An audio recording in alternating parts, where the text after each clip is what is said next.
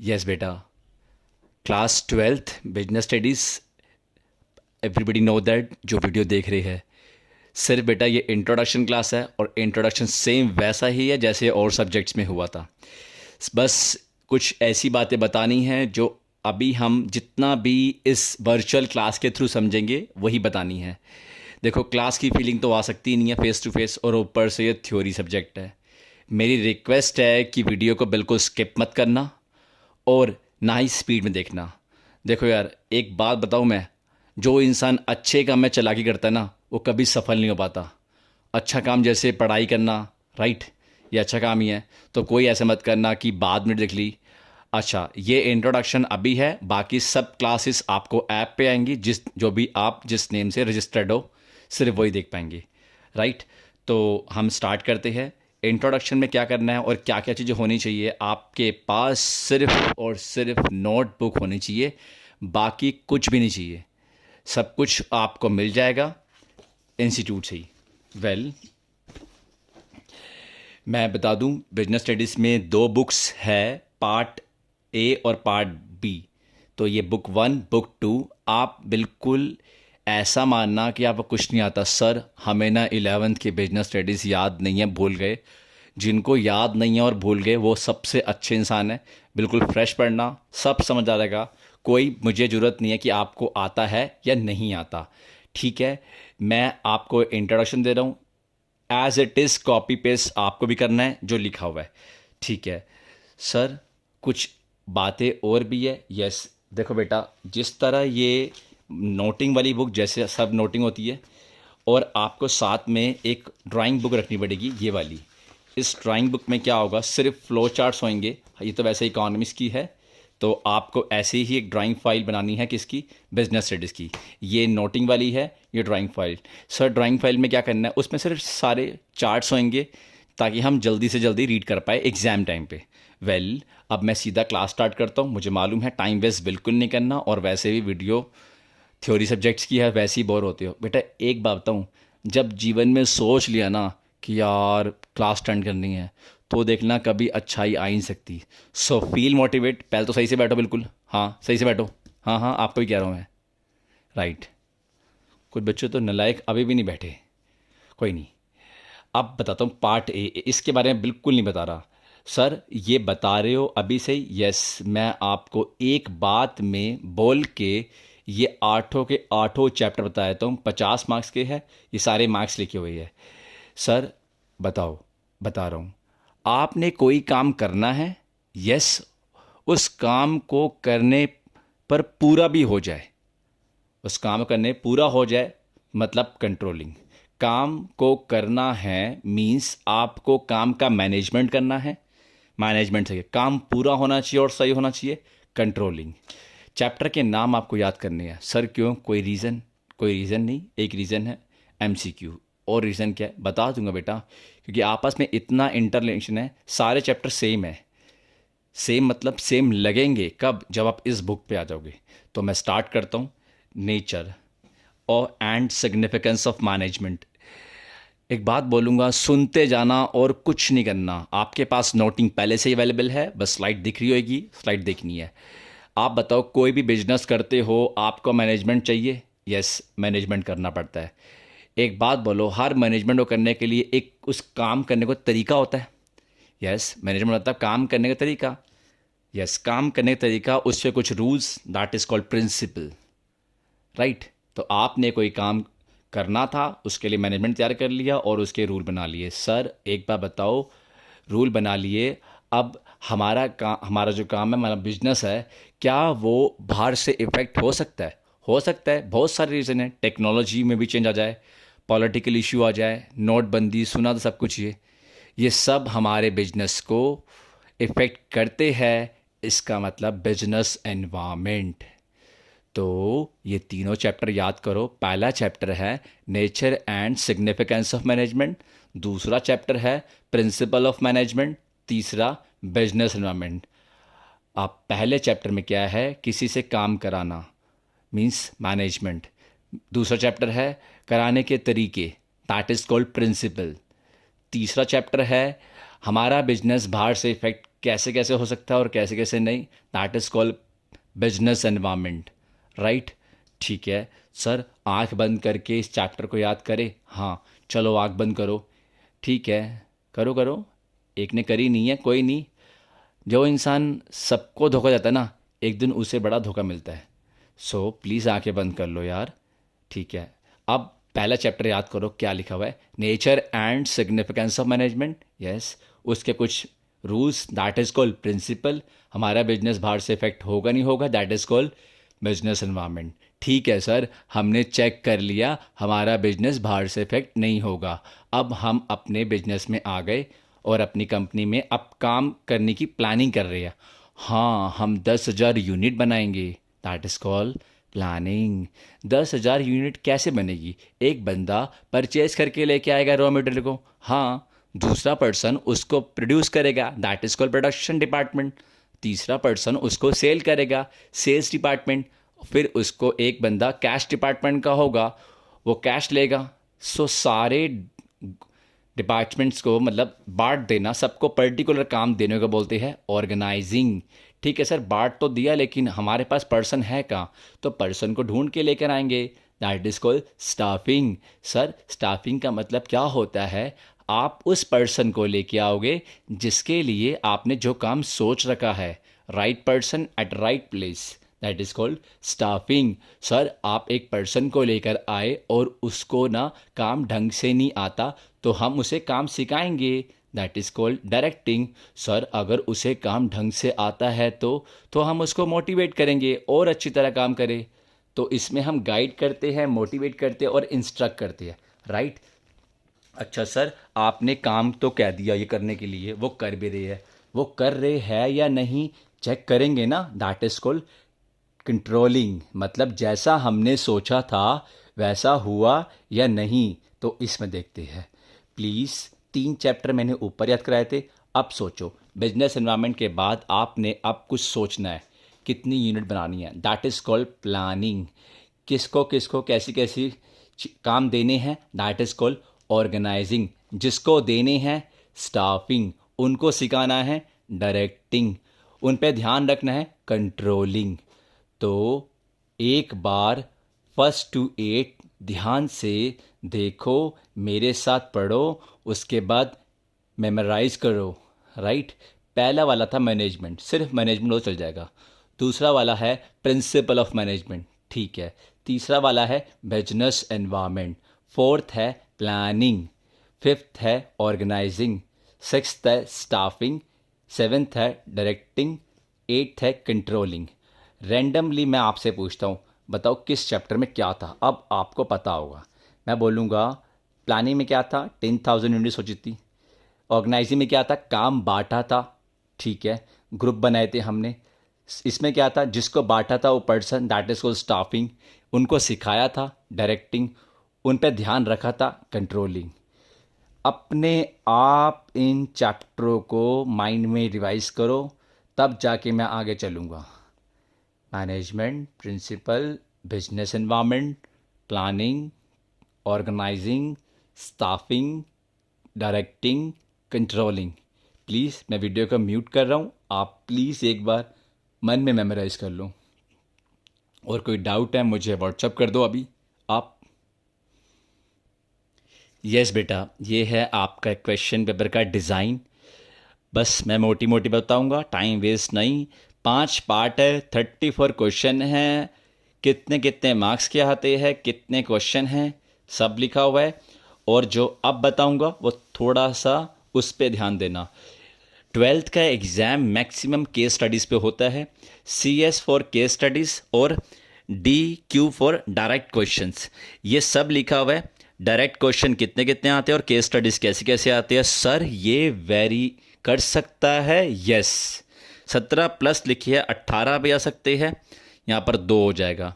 20 भी आ सकती है, 15 भी आ सकते हैं, डिपेंड करेगा बेटा, ये वेरी कर सकता है, बट इतना है कि इसी रेंज में रहता है।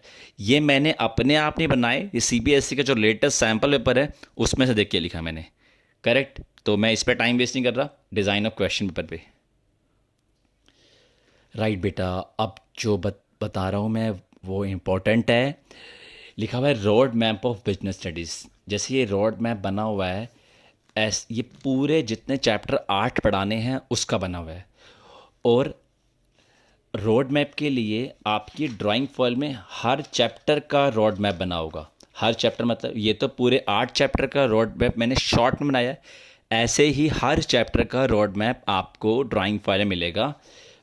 तो मैं आपको जो 8 चैप्टर कराने हैं उसके बारे में बिल्कुल प्रिपेयर कर दूं। ठीक है, हम शुरू करते हैं रोड मैप में। उससे पहले बेटा ये मैं आपको समझा दूं, कुछ वर्ड्स है जो कि हमें आगे चलना है। सबसे पहले देखो मैनेजमेंट। हालांकि बेटा मैं बता रहा हूँ ये बातें ऐसी बनाई हुई है, सच नहीं है ये, बट ये सच है। सर क्या कहना चाह रहे हो आप? जो मैं समझाऊंगा वो सच है, और जो मैंने ये तामझाम कर रखा है ये ऐसी बना रखा है।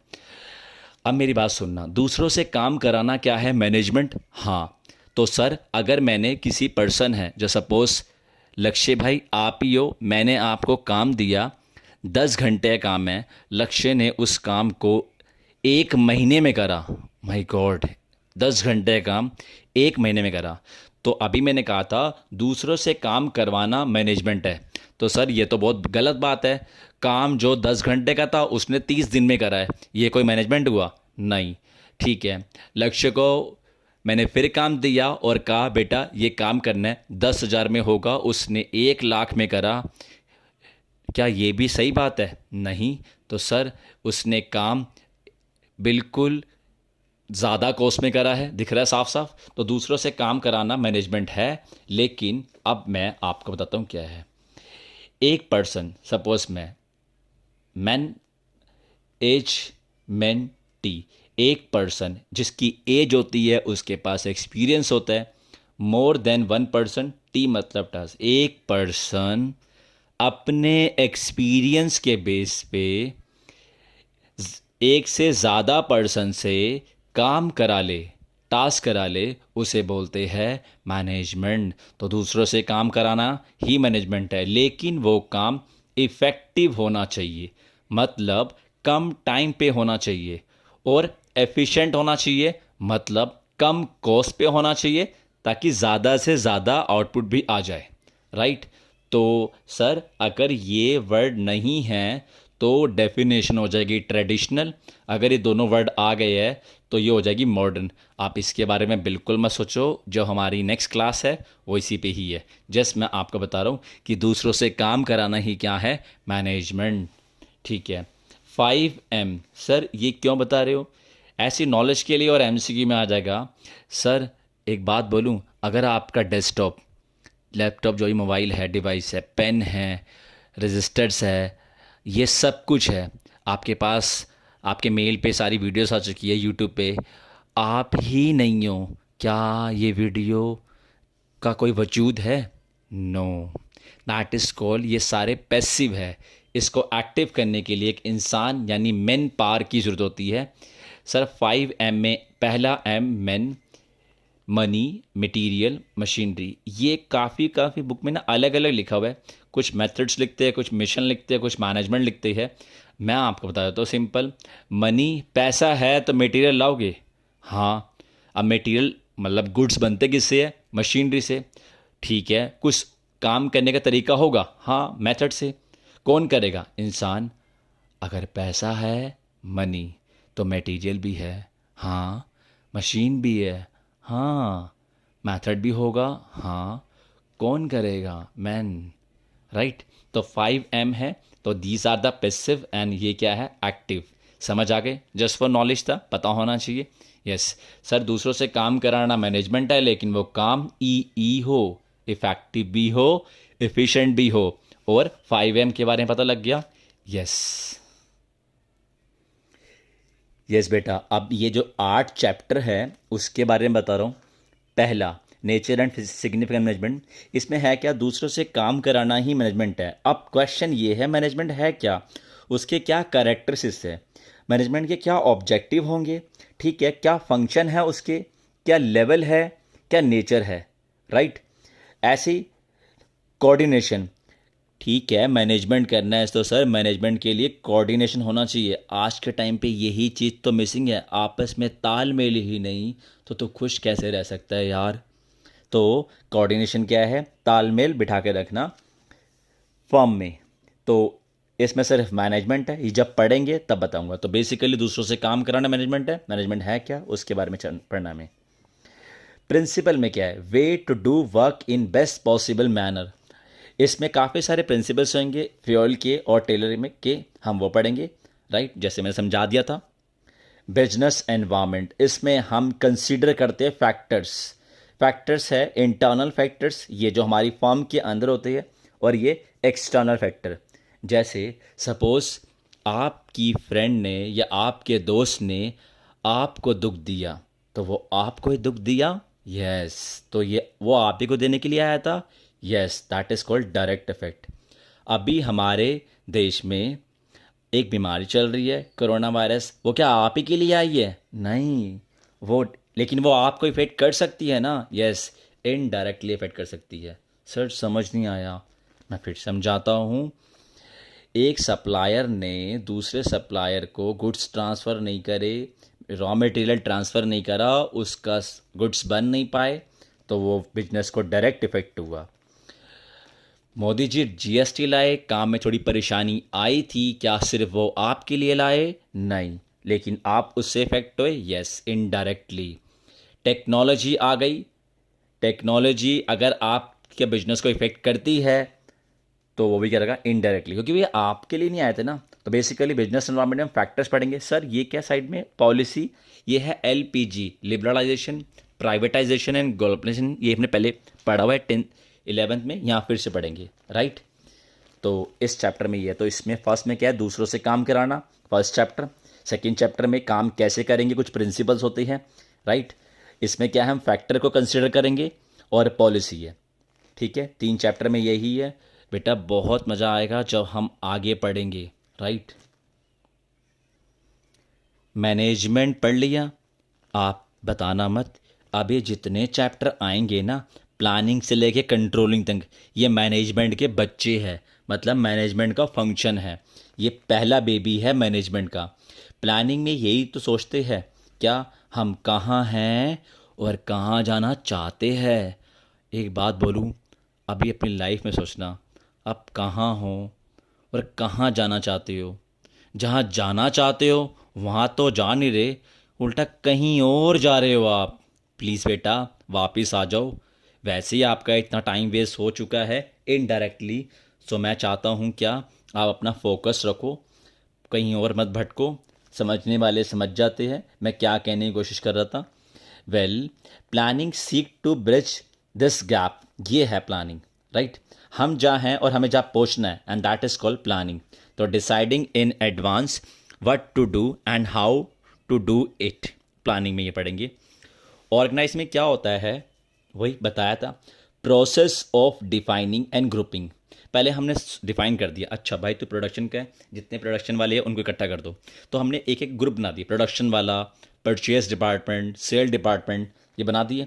यस सर, उसके बाद उसमें भी कुछ करेंगे। हाँ बेटा, अगर प्रोडक्शन वाले ने ढंग से प्रोडक्शन नहीं करा, क्यों हम सबको मारेंगे? नहीं, जो उसका इंचार्ज होगा, तो हम एक अथॉरिटी बना देंगे कि भाई तू इस डिपार्टमेंट का हेड है।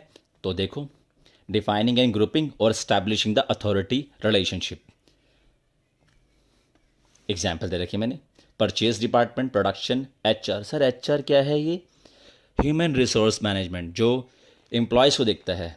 सेल्स डिपार्टमेंट, ठीक है। अच्छा सर, 6th चैप्टर में क्या है? Finding the right people for the right job. हम ये तो हमने काम बांट दिया, अब जिनको बांटना है उस पर्सन को हम लेकर आएंगे ना, तो स्टाफिंग में पढ़ेंगे, करेक्ट। इसमें क्या पढ़ा था हमने? पहले से ही सोच लेना, काम को बांट देना, जिसको बांटना है उसको क्या बोलते हैं? स्टाफिंग। पर्सन को बांटना है, लेकिन वो राइट पर्सन होना चाहिए।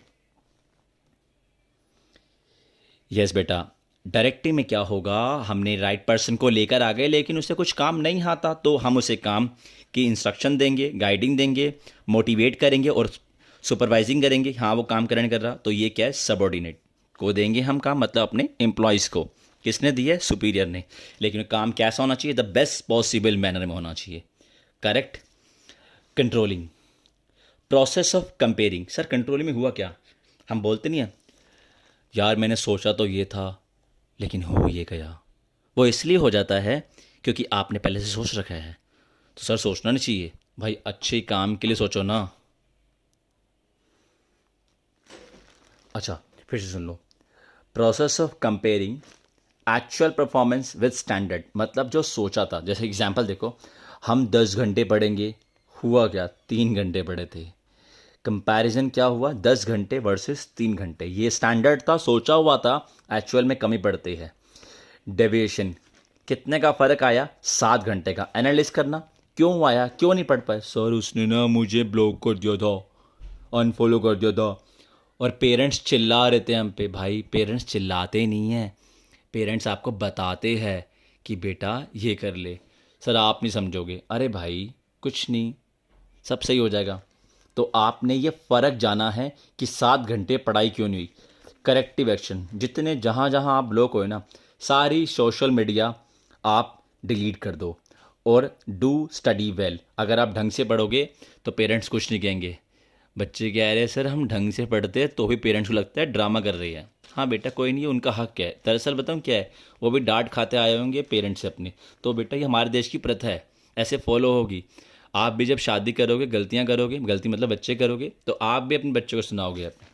वो कह रहा है हम सर शादी नहीं करेंगे, मैंने आपसे बात ही नहीं करी, राइट। अब एक बार फिर से, पहला क्या पढ़ा था हमने, सर मैनेजमेंट।